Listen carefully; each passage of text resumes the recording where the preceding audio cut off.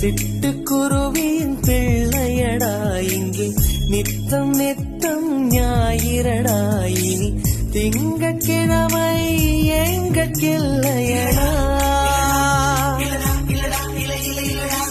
Internet சீசனடா அதில் காதல் சொல்வது ஃபேஷனடா. நீ மூடி மறைத்தால் ரேஷன் இல்லையடா.